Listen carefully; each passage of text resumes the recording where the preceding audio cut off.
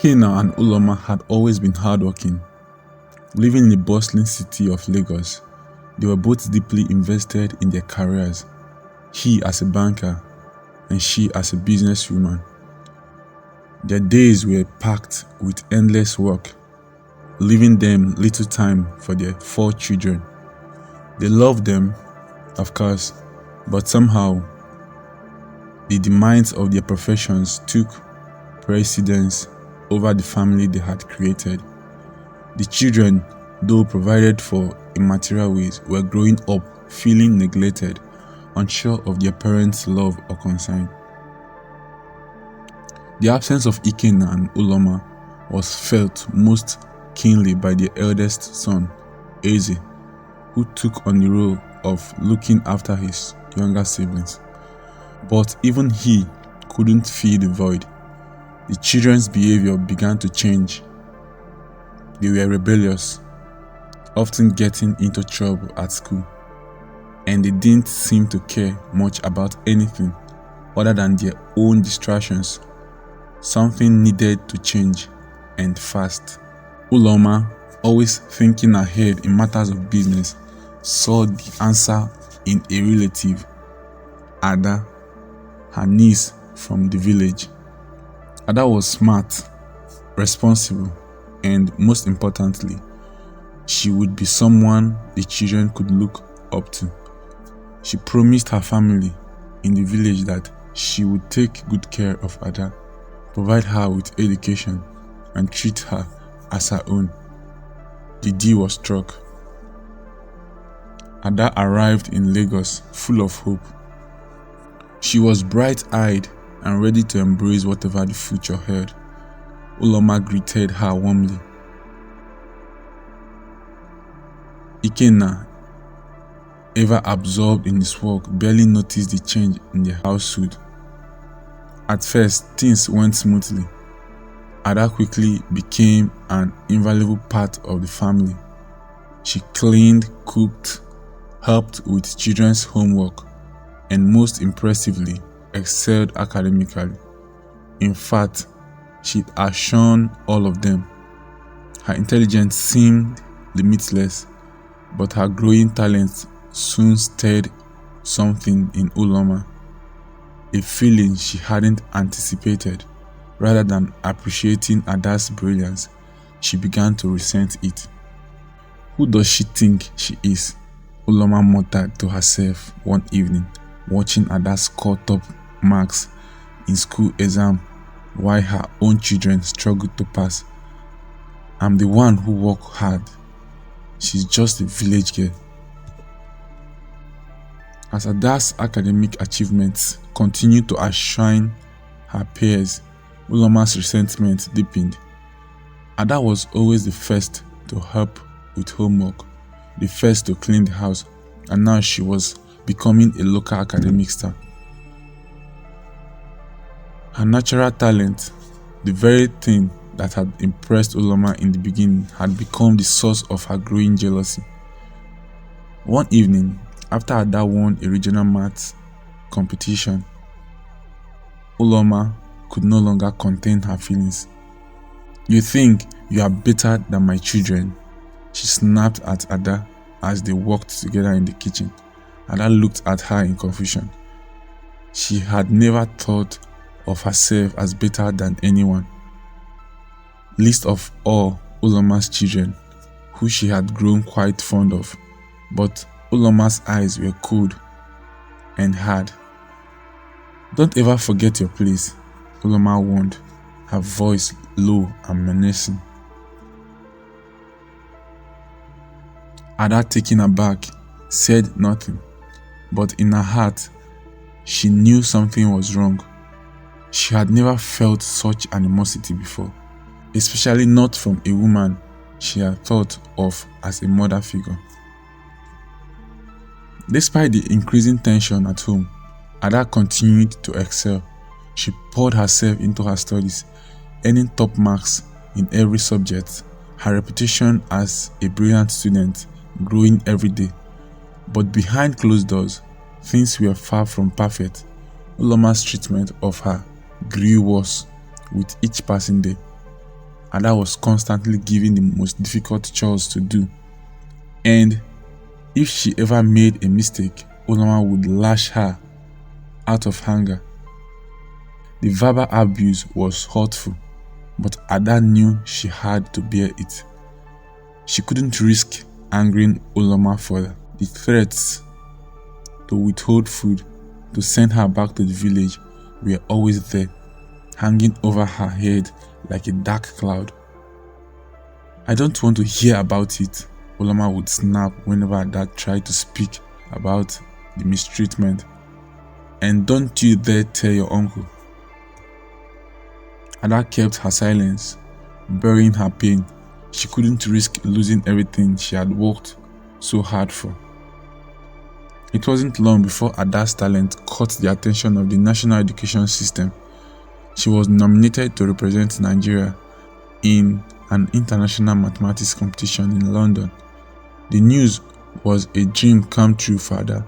She had worked tirelessly for this moment, and now it was finally within reach. But with that excitement came fear. Uloma's jealousy had already reached new heights, and Ada knew that revealing her success to her aunt would only lead to more trouble. She had to keep it secret, even from Ikenna, for as long as she could. But when the letter arrived confirming her participation in the competition, Ada realized there was no way to hide it anymore. She had to tell her uncle, Ikenna, but the fear of how Uloma would react made her hesitant. Would her uncle believe her? Would he see the truth? Would her uncle support her? She asked herself these questions. Ada had always been the quiet, diligent type, never seeking attention, just quiet, doing her best. But now, with the letter in her hand, she couldn't keep the news to herself any longer. She approached Ikenna when he returned home late one evening, exhausted from a long day at work. "Uncle," she began hesitantly, "I have something important to tell you."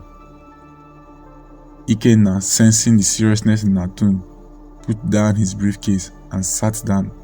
Ada handed him the letter. His eyes widened as he read the contents. "A maths competition in London?" he whispered in awe.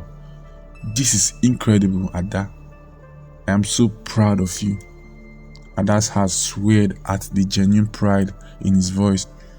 For the first time in a long while, she felt seen and appreciated. She smiled, relieved that the weight of the secret had been lifted. But there was also fear in her eyes, fear of what Uloma might do when she found out. Ikenna gave Ada a warm, encouraging hug. "We'll talk to Uloma about this tomorrow. You deserve this opportunity. I'm going to support you all the way." But Ada's joy was short-lived. She knew Uloma's jealousy would soon rear its ugly head, and the storm that was coming would be unlike anything she had ever faced. Uloma's reaction was exactly what Ada had feared. The next morning, Ikenna broke the news to her over breakfast. He spoke about the honor of representing Nigeria in the competition and how proud they both should be of Ada. Uloma's face immediately tightened. She placed her fork down slowly, her eyes narrowing. "What are you saying?"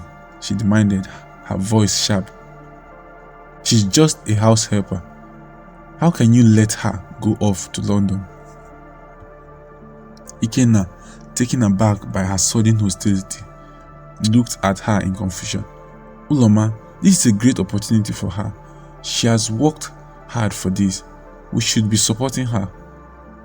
But Uloma was already shaking her head, her jealousy consuming her. "Support her? Why don't we just put her on a pedestal and crown her queen? How about you support your own children instead of this girl who is nothing more than a poor village child with big ideas?" Ada stood frozen in the doorway, hearing the sharp words from the kitchen. Her heart sank. She had known this moment would come, but hearing Uloma's venomous words still stung like a physical blow.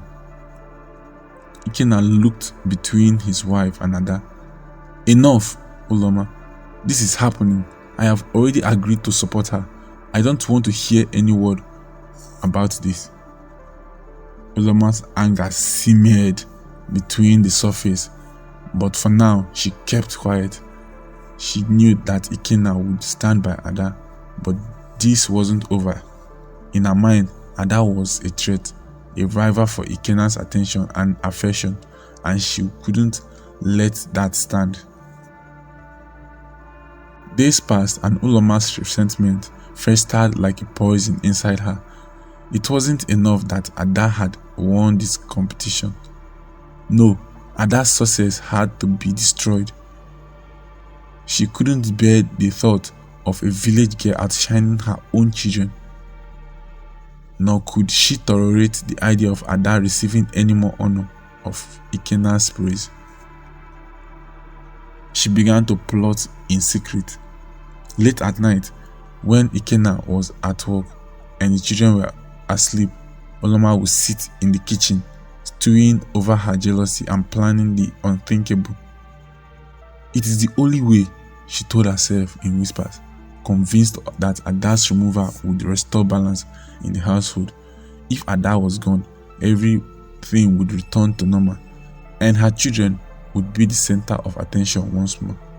She secretly purchased poison from a local source. The day of Ada's departure for London was approaching. The excitement was palpable for Ada, but the tension at home was suffocating. Uloma continued to pretend that everything was fine, but the venom behind her smiles was unmistakable. That morning, after they had left for school, Uloma prepared a special lunch for the family. She divided their portions in their plates and covered it before leaving for work. She had carefully emptied the poison into Ada's plate. She made her portion very big and even added 2 pieces of meat. "She deserves to enjoy her last meal," she said sarcastically. Uloma made sure to remind everyone not to touch Ada's plate. "Don't eat from this plate, children," she ordered, her voice cold but seemingly casual. "This is for Ada." When they came back from school, eldest child Eze had rushed inside and examined all the plates of food. He was very angry when he saw Ada's plate of food with biggest portion and was decorated with 2 pieces of meat. "This will not happen," he said. "How could her mother make such a mistake?" she asked himself. When Ada walked in and wanted to take her plate of food, Eze, who was 6 years younger than Ada, challenged her that it will not happen. Well, this is not new to Ada because none of the children had respect for her because of the way their mom treated her in their presence. Ada was angry and wanted to beat Eze up. "If you dare touch me, I will report you to my mother and you know what will happen," Eze warned. Ada quickly retracted on hearing this because she knew what she would face if Uloma heard that report. Ada in anger refused to eat at all. After Eze had reduced her portion by more than half and shared it with his 3 other siblings. After they ate, it was not too long, they all slept. Ada, who felt intimidated and hungry, went to the bedroom and cried heavily. After she wiped her tears, she went and carried her books to prepare for the competition because that was the only thing that gave her joy now. Uloma returned home early that day, expecting the worst. As soon as she stepped through the door, she was greeted by the sight of Ada standing there. "You didn't eat your food?" Uloma asked in shock, her voice wavering.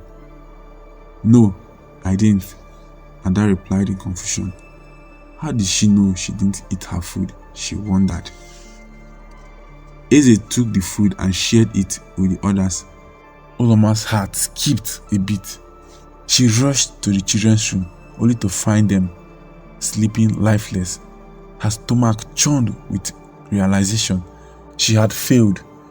The poison had been meant for Ada, but it had claimed her own children's life instead.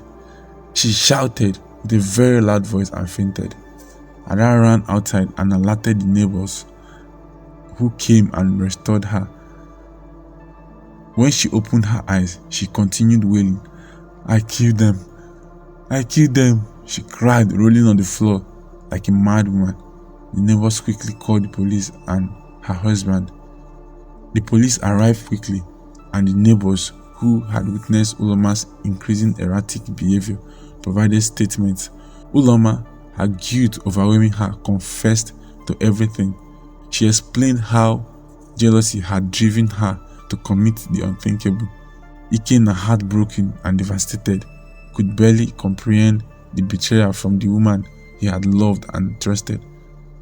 His tears were uncontrollable as he stood at the front of the authorities, unable to speak through his grief. In the aftermath, Ada was taken in by a neighbor who had long admired her intelligence and work ethic. This kind-hearted neighbor, seeing Ada's potential, supported her through the aftermath of the tragedy. Ada, devastated by the loss of her family, threw herself into her studies with even more determination. Months passed and Ada's achievements continued to shine.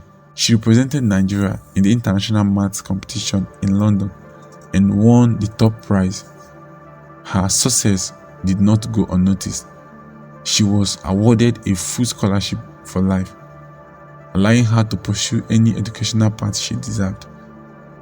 Though she had lost so much, Ada had gained something even greater: the opportunity to build her own future, free from the toxic ties of the past. And with each passing day, she remembered her late parents and siblings with love, knowing they would always be part of her journey.